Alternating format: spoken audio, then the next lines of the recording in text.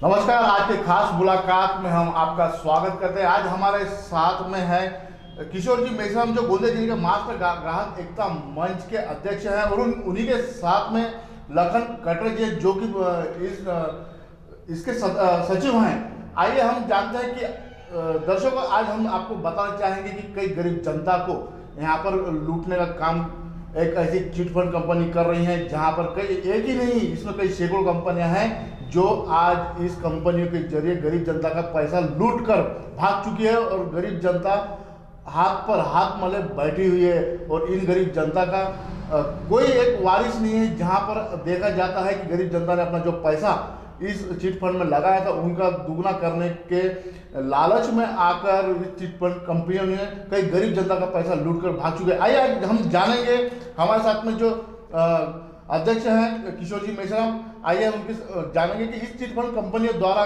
जो गरीब जनता से जो व्यवहार किया गया, क्या कहेंगे इस बारे में। सर, जय भीम।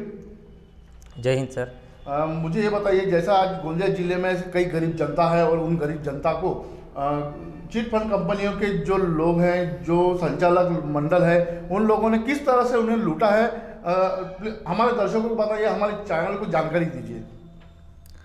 इसमें सबसे पहले तो सरकार और ये कंपनियां हैं, इनके जो संचालक है, ये सब सारी चीज़ें गवर्नमेंट से शुरू होती है, और वो शुरू होती है वित्त मंत्रालय से।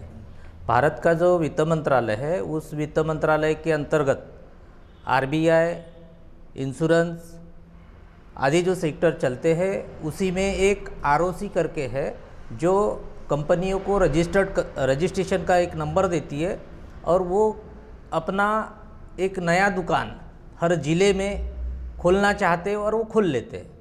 और उसमें ऐसे प्रलोभन देने वाली कोई स्कीमें वो लोग लॉन्च करते हैं, और जब समाज में इतनी बेरोजगारी बढ़ी है, उसमें रोजगार मिलने हेतु सारे लोग वहाँ काम करने की इच्छा रखते हैं और काम करते हैं। जब काम करना इसमें शुरू हो जाता है, तब बहुत से सवाल काम करने वाले लोगों के साथ कुछ समय के पश्चात उत्पन्न होते हैं।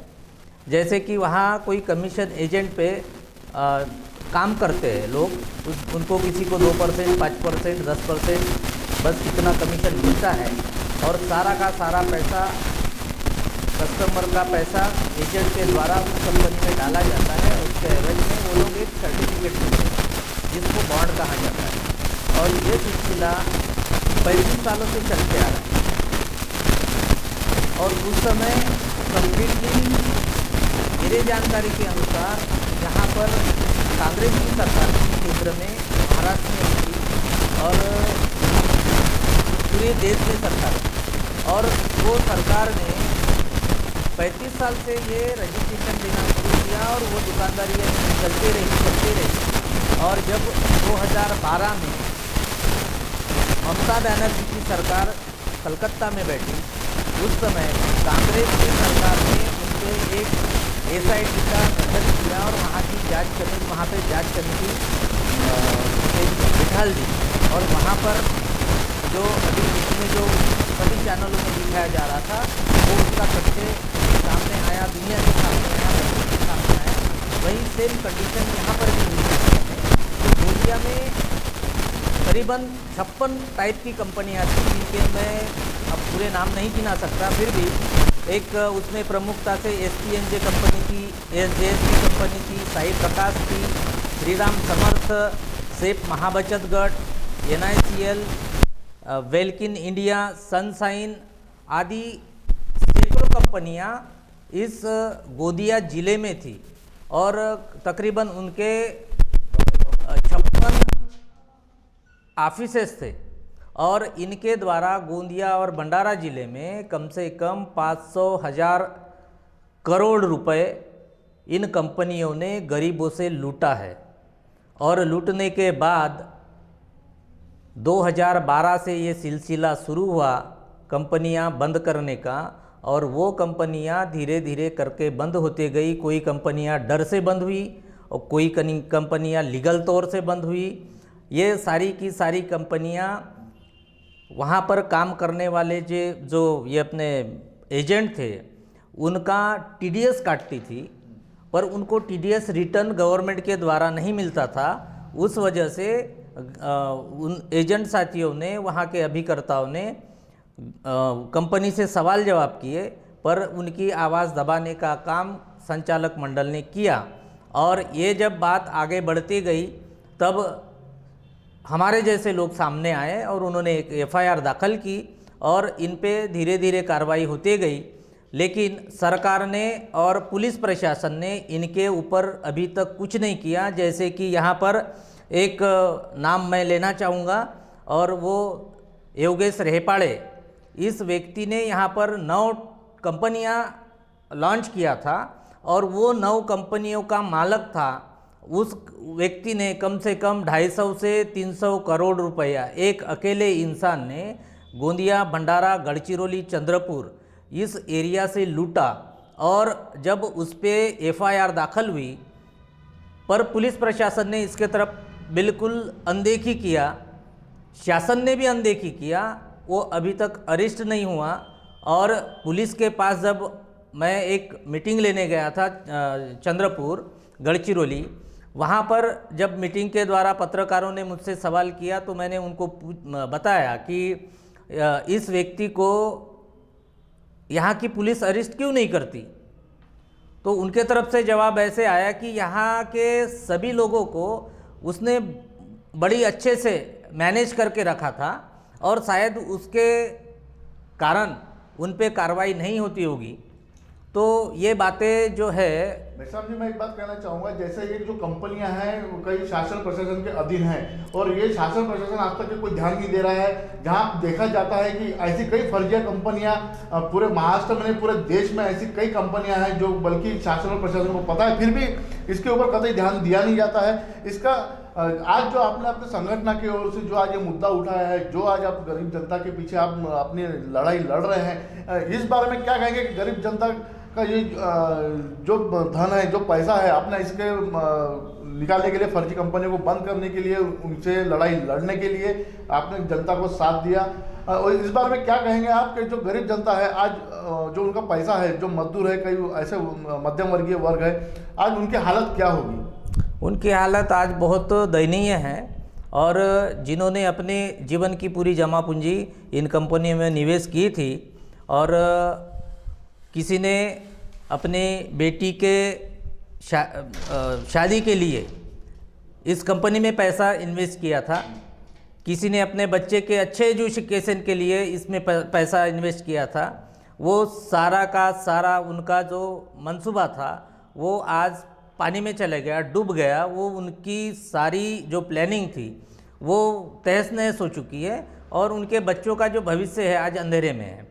ये इस विषय को लेके अभी मैं पिछले 4 महीनों से प्रयासरत हूँ। इसमें सबसे पहले मैंने 7 जनवरी को गोंदिया में एक जन आक्रोश रैली का आयोजन किया और उसमें मेरे साथ तकरीबन 4 से 5 हज़ार पब्लिक थी, महिलाएं थी। और उसके बाद मैंने हमारे महाराष्ट्र के मुख्यमंत्री देवेंद्र जी फडणवीस, इनको मैंने 19 जनवरी 2019 को नागपुर में जाके निवेदन दिया और उस निवेदन के माध्यम से गोंदिया ज़िले में कितने लोग पीड़ित है इसका मैंने एक अपनी तरफ से उनको जानकारी सौंपी। उसके बाद 3 फरवरी को केंद्रीय मंत्री माननीय नितिन जी गडकरी साहब, इनको भी मैंने निवेदन दिया, उनके साथ भी मैंने इस बात को रखा। लेकिन अभी तक मुझे उनके तरफ से, सरकार के तरफ से ऐसा कोई भी सुझाव नहीं आया कि हम इस विषय को प्रायोरिटी में लेंगे आपके ज़िले में, या पब्लिक के साथ जो विषय ये बहुत बुरा है तो इस विषय को हम कहीं ना कहीं सुलझाने का प्रयास करेंगे। इस टाइप का कोई हमें जैसा अभी देखा तक जाता है कि नेता लोगों ने सिर्फ आपको आश्वासन दिया है, यही आपका कहना है। हाँ। और आज तक के जो भी आश्वासन दिया वो पूर्ण आज तक के होने सका गरीब जनता का भला किया नहीं है, यही आपका कहना है। मुझे बताइए कटरे जी, आप अगला सवाल मेरा आपसे है, जब एक गरीब जनता ने जब पैसा जमा किया तो सबसे पहले जब एक चिटफंड कंपनी के जो मालक थे तो आपने इन लोगों को पहले उनको पकड़ने की कोशिश की या फिर कुछ पुलिस प्रशासन की तरफ दौड़ लगाई? नहीं सर, हुआ क्या है कि आरओसी के माध्यम से गवर्नमेंट ने रजिस्टर जो किया था कंपनी को, है ना, जब वो तो रजिस्टर करने के बाद हमने रजिस्ट्रेशन नंबर देख करके, गवर्नमेंट का लोगो देख करके हमने काम स्टार्ट किया। ठीक है। दूसरी बात ये होती है कि भाई जैसा कोई भी अगर जिले में अगर जो ऑफिस अगर चालू हुआ है, चालू होने के बाद में उसमें कलेक्टर साहब ने गोमाता लाइसेंस दिया। अच्छा, हाँ। गवर्नमेंट के एथोराइज जो कागज थे, कागज को देख करके कलेक्टर साहब ने उसको ऑथराइज किया। हमने गोमाता सर्टिफिकेट देखा कि भाई अगर शासन के तरफ से अगर अनुमति नहीं होती तो कलेक्टर एक शासन प्रत एक व्यक्ति है ना, IAS IPS जो अधिकारी होता है, तो बोला जब उन्होंने दिया तो ये बोला लीगल काम है, लीगल काम अगर है तो अपन काम क्यों ना करें। लेकिन काम करने के पहले हम वो कंपनी का कस्टमर बना, निवेशक बना। निवेशक के बाद में कि बोले भाई हमने खुद का तो निवेश किया, निवेश करने के बाद में आज हर व्यक्ति को एक रोजगार चाहिए और शासन और प्रशासन तो हमको डायरेक्टली रोजगार दे नहीं सकती, बराबर है ना। हर व्यक्ति आज अपना गांव घर द्वार छोड़ करके नागपुर, मुंबई, दिल्ली, कलकत्ता कमाने जाता है। तो बोला हम थोड़ा से लिखे पढ़े लोग हैं, तो बोला ये कमीशन के दौर और पूरी दुनिया कमीशन के ऊपर चल रही सर, पूरी दुनिया कमीशन के ऊपर चल रही है। तो हमने कहा कि 2%, 5%, 10% जो हिसाब था शासन के तरफ से आरओसी के माध्यम से, हाँ, लीगल तरीके से, तो हमने वहाँ पे काम किया। हम काम करने के बाद में हमने खुद ने निवेश किया और जो अपने आस पड़ोस के अपने रिलेशन है, अपने पड़ोसी है, जान पहचान के जो लोग हैं, इनको हमने निवेश करवाया। अच्छा, परिचित लोगों को फिर से आपने उनके साथ में मिलाया और निवेश किया? हाँ, निवेश करवाया। निवेश करवाने के बाद में हुआ क्या कि उस कंडीशन में कंपनी ने सर्टिफिकेट दिया। आज सबसे बड़ी दिक्कत है ये कार्यकर्ता को, हमको ये हो चुकी है कि आज हम घर के बाहर निकलना मुश्किल हो गया। आज शासन प्रशासन ने यह ध्यान देना चाहिए कि भाई आरओसी के माध्यम से कोई भी रजिस्टर्ड कंपनी ओपन हुई मार्केट में आई, आज उसको शासन ने अनुमति दिया, शासन के माध्यम से आज वहाँ बेरोजगार जो थे वहाँ रोजगार मिला, तो वहाँ काम किया। तो आज सबसे बड़ी एक दिक्कत ये खड़ी होगी शासन की तरफ से, परमिशन शासन ने दी और आज भोली भाली जनता को फंसाया गया। इसमें से सबसे बड़ी इसने अपने शासन ने एक कोई ठोस कदम उठाने को होना कि कोई न कोई कमेटी या फिर वो कंपनी की अचल जो संपत्ति है उसके ऊपर बेल लगा करके गोर गरीब लोगों का, है ना, या भोली भाली जनता का उनकी भरपाई करना चाहिए। हाँ, भरपाई करना चाहिए। जैसे देखा आज के जो देश में, भारत देश में 5 वर्ष हो चुके हैं इस भाजपा सरकार को, लेकिन रोज की बेरोजगारी बढ़ती जा रही है और ऐसे कई फर्जी कंपनियां हैं जो देश में आकर गरीब जनता को लूट रही है। ऐसे कई आंदोलन भी आप लोगों ने किए हैं, कई आंदोलन में आपने गरीब जनता को साथ दिया है और आने वाले कुछ दिनों में जो लोकसभा जो चुनाव है उसमें भी आपका कुछ ऐसा सुनने में आया है कि आप इस लोकसभा चुनाव का बहिष्कार कर रहे हैं। बिल्कुल करेंगे सर, बिल्कुल करेंगे, क्यों नहीं करेंगे सर, क्यों इसलिए करेंगे क्योंकि शासन आज हमारे बातों के ऊपर कोई अमल में नहीं ला रही है ना, और हम अपने स्वार्थ के लिए बिल्कुल शासन से कुछ डिमांड नहीं कर रहे। हमारी जो मांगे है शासन से, हमको ये चाहिए वो चाहिए नहीं, है ना। जो आपने अनुमति दी थी उसके ऊपर एक कमेटी का गठन करके भोली वाली जनता का पैसा रिटर्न किया जाए। अगर मान लो कि अगर शासन इसके ऊपर, शासन प्रशासन इसके ऊपर अगर देखभाल नहीं कर रही है तो इसमें अपन चुनाव का बहिष्कार बिल्कुल करेंगे, 100% करेंगे, क्योंकि ये पब्लिक मनी है सर, ये पब्लिक मनी है, ये मनी जो है ना, ये पब्लिक मनी है, ये पर्सनल किसी का नहीं है ना। और इसके ऊपर में शासन ही कुछ कर सकते, शासन प्रशासन ही सब कुछ कर सकती है। आने वाले लोकसभा विधानसभा जो भी चुनाव आने वाले हैं, इसमें चुनाव का बिल्कुल बहिष्कार करेंगे और हो सके तो हम उसको नोटों का प्रचार करवाएंगे। इसमें कोई शक नहीं और कोई दिक्कत नहीं, क्योंकि आज जो भोली भाली जो जनता है आज हमारे भरोसे है, निवेश हमारे भरोसे किया था और आज हमारे साथ में पूरी पब्लिक है। अगर शासन को अगर दिखाना हो तो हम बिल्कुल बिंदास होकर के एक हम बिल्कुल एक दिखा सकते शासन को कि आज इतनी पब्लिक आज हमारे साथ में है। और तो वही एक जो मेरा आखिरी सवाल है मेश्राम जी आपसे, अब जो जनता जैसे अभी आने वाले आगामी चुनाव भी हैं और कई जैसे मुद्दे आपने इस संगठनों के जरिए, आप अध्यक्ष हैं, आप सचिव हैं, इन गरीब जनताओं के मुद्दे उठाए हैं, गरीब जनता को आपने हमेशा साथ दिया है और इन्हें हमेशा साथ देते रहेंगे आप लोग, ये भी बिल्कुल जानते हैं। लेकिन इस गरीब जनता का अगर आने वाले इसमें, क्योंकि चुनाव में कैसे है, नेता लोग तो सिर्फ आश्वासन देते हैं कि काम हो जाएगा, लेकिन फिर भी वही कल चल के अगर आश्वासन आपके जो मांगे पूर्ण न हो सकी और जनता की मांगे पूर्ण हो सकी, तो उसके बाद में आप क्या करना चाहेंगे, क्या कहेंगे आप? अभी हमारे पास गोंदिया और भंडारा ज़िले में तकरीबन 6.5 लाख लोग हैं, खातेदार है, जिन्होंने कंपनियों में अपना पैसा जमा किया और ये पूरा पैसा जो है गोंदिया भंडारा ज़िले में 550 करोड़ है। हमारे पास उसके फिगर है, हम कोई ऐसी इलेक्शन को देखते हुए ये बात नहीं कर रहे नहीं। या फिर हम एक अंदाज में बात नहीं कर रहे। ये सारे फिगर्स हमारे पास है, इसका हमने पूरी तरह से सर्वे किया है। तो आने वाला जो इलेक्शन है, अगर जिन वोटों के माध्यम से हम किसी प्रतिनिधि को विधानसभा और लोकसभा में भेजते हैं और उन्हें यदि पता नहीं है कि मेरे विधानसभा क्षेत्र में, मेरे लोकसभा क्षेत्र में मेरे इतने लोग पीड़ित हैं, तो इनका मुद्दा मैं लोकसभा में उठाऊं और प्रशासन को जागरूक करूं कि ये चीज़ें पूरी दुनिया में फैली हुई है, इससे बहुत लोग पीड़ित हैं और गरीबी रेखा में जीने वाले लोग गरीबी रेखा के और नीचे चले गए, अंत्योदय की अवस्था में आ गए। लेकिन हमारे प्रतिनिधियों ने कभी इस विषय को चढ़ा के बढ़ा के या इसमें हिस्सा लेने का कभी प्रयत्न नहीं किया। तो हमारे पास भी इतनी पब्लिक है, इतनी पब्लिक अभी तक हमने वोट का दान दिए, मतदान जिसको बोलते हैं, अब वो दान देते देते हम थक गए। अभी हमने भी एक अपना एजेंडा तैयार किया है कि अब हम दान नहीं देंगे, अब वोटों का पावर दिखाएंगे। अब वो पावर कैसा दिखाएंगे वो उनको आने वाले इलेक्शन में दिख जाएगा। हम किसी को चैलेंज नहीं कर रहे, हम अपना पावर दिखाएंगे। भाई साहब जी, हमारे दर्शकों को आप क्या कहना चाहेंगे? जैसे आज ये फर्जी कंपनियां कई जगह आ रही है, लूट मचाकर जा रही है, गरीब जनता को लूट रही है, तो आप हमारे दर्शकों को क्या एक संदेश देना चाहेंगे ऐसे फर्जी कंपनियों के बारे में? यदि कोई भी कंपनी अपने क्षेत्र में आती है, जिले में आती है, गांव में आती है, तो कृपा करके इस कंपनी के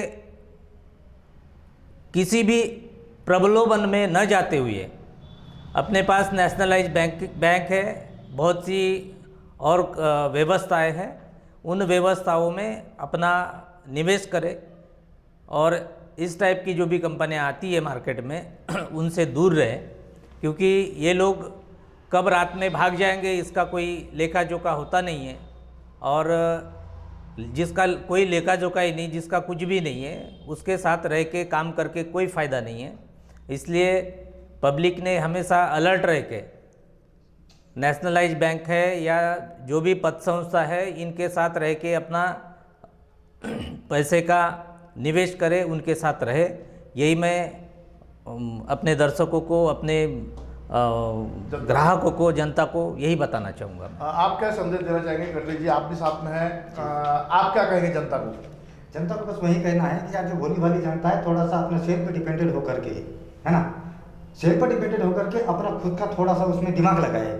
अभी तक मैंने ये देखा समाज के अंदर में कि जैसे सामने वाला अगर ज्ञानी अगर है, तो ज्ञानी अपना ज्ञान बांट करके चले जाता है और वो ज्ञानी की बात दे करके वो गुमराह होकर के उसी के पीछे दौड़ते रहते हैं। तो मेरा सभी दर्शकों से ये कहना है कि थोड़ा सा आने वाले समय में डिजिटल इंडिया आने जा रही है। आज ऑनलाइन ज़माना हो चुका है, आज हर घर में बच्चे आज एक ऑनलाइन एक सर्च करना शुरू कर दिए, तो हर चीज़ का उसका एक ब्यौरा देखे, उसका वेबसाइट देखे, उसका हिसाब देखे और देखने के बाद में अपन हर कोई प्रोग्राम को स्टार्ट करें। बस यही मेरा एक जनता से निवेदन है।